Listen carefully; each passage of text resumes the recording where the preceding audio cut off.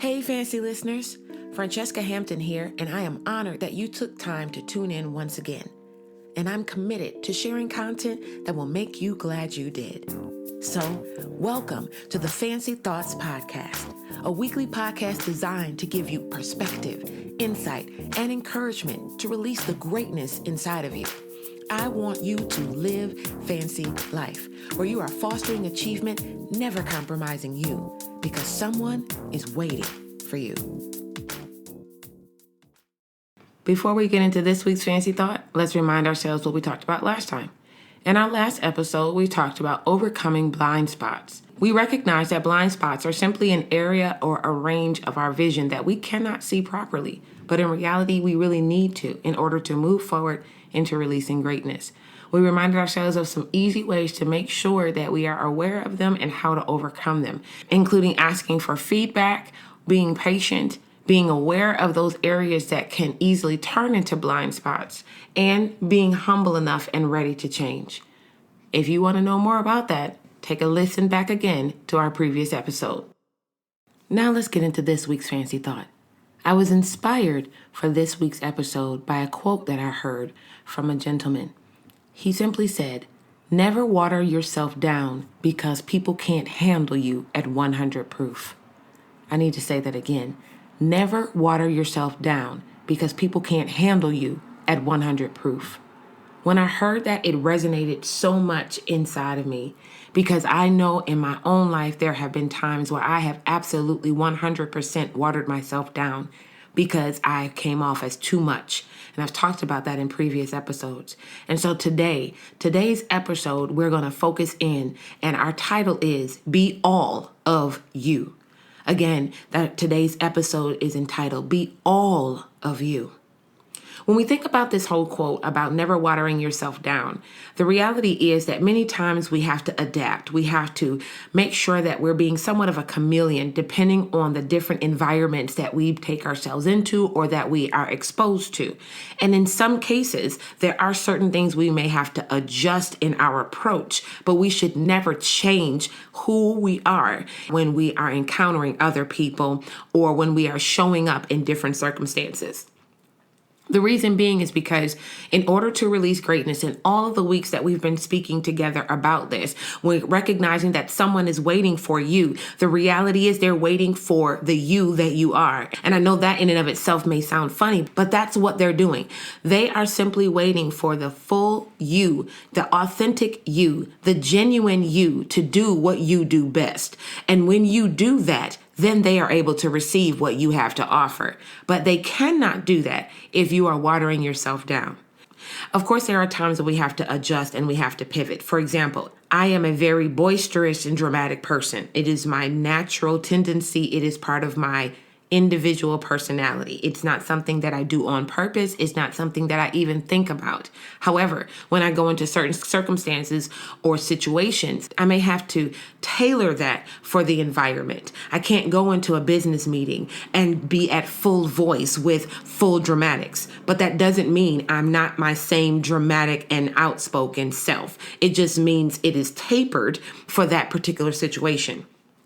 But I will not stop being dramatic and become a stoic personality simply because others in my same position are often doing that or often come off as such or exude that type of personality.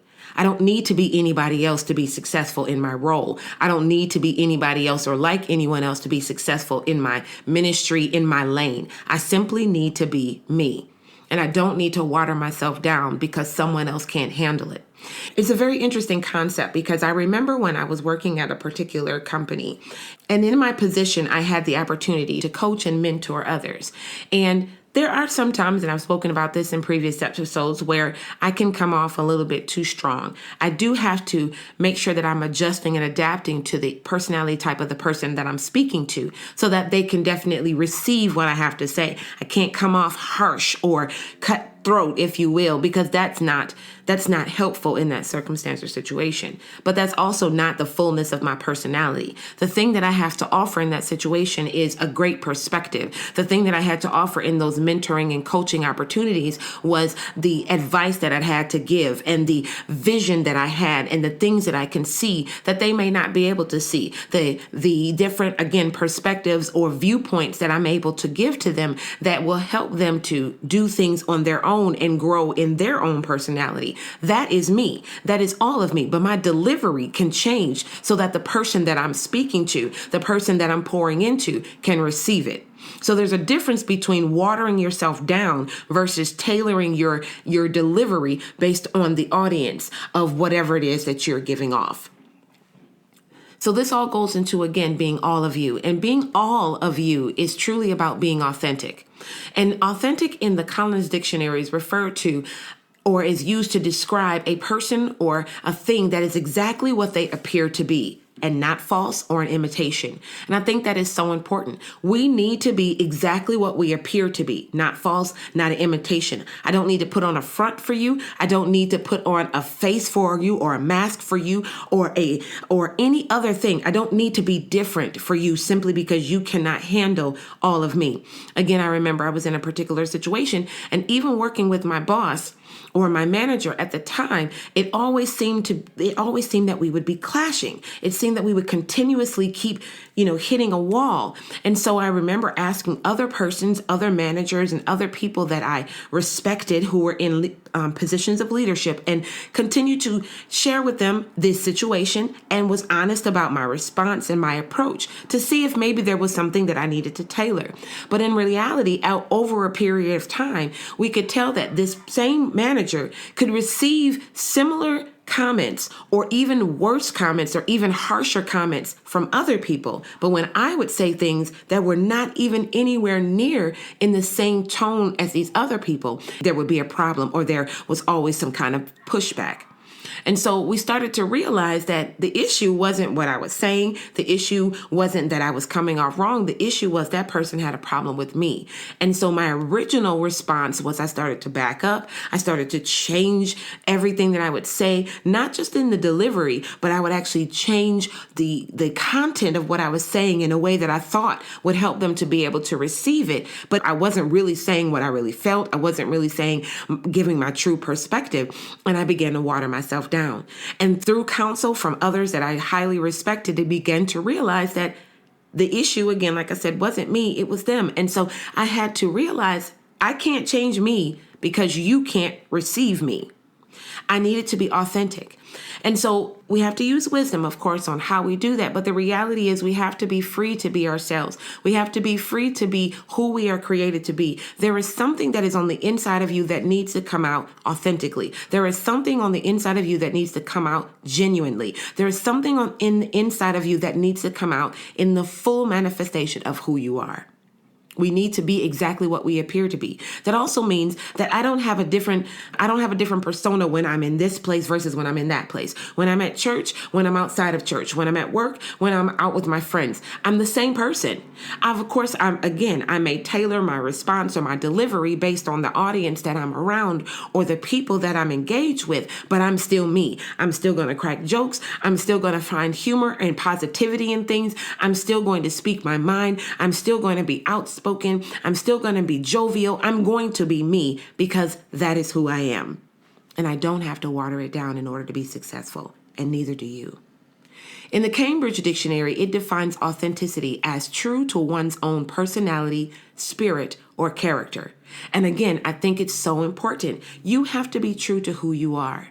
And you can't do that if you aren't confident in who you are. Because when you're not confident in who you are and someone bucks up against you or they question you or they challenge you, you can be tempted to water yourself down and pull back. And not all times is that the right answer. There are many different situations and circumstances where you're being challenged, not because you need to change, but to actually help you to walk in the fullness of who you are, to walk in your integrity, to walk in your authority, to walk in your authenticity, to walk in your genuineness. There are challenges and situations that are going to come to see if what you say you are really is who you are.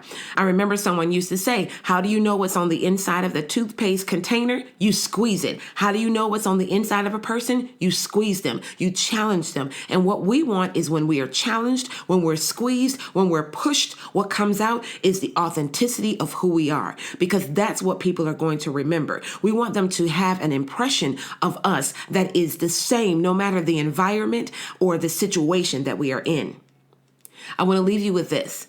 In a mindtools.com article on authenticity, it says that authenticity means you're true to your own personality, values, and spirit, regardless of the pressure that you're under to act otherwise.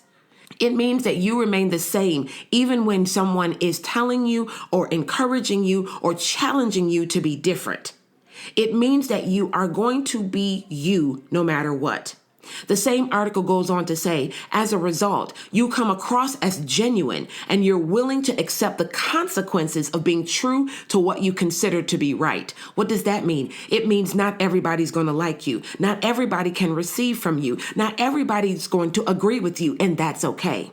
As we always say that someone is waiting for you, that means that someone else may not be able to receive you. Someone else may not find the way that you present or the way that you express yourself to be something that they like or that they want, that they desire or that they need. And that is okay, because you have been created for a sphere of influence that will not be or that should not change. That sphere of influence has already been established before the foundation of the world. You simply need to be you so that you can walk in it. You have to be willing to accept the consequences of being true. That means, again, you have to be willing to accept not everybody's going to get it, and everybody wasn't meant to. Just the ones that you were created to influence, to impact, and to change. So my encouragement to you is be all of you. Be authentically you. Be genuinely you, because you are amazing. You have great things to offer, and someone is waiting for you. Thank you for joining us for the Fancy Thoughts podcast. I'm Franchesca Hampton, and I look forward to you tuning in again next week. And remember, you are well able, fully capable, and properly equipped to accomplish everything you were created for. So go and make this week a great one.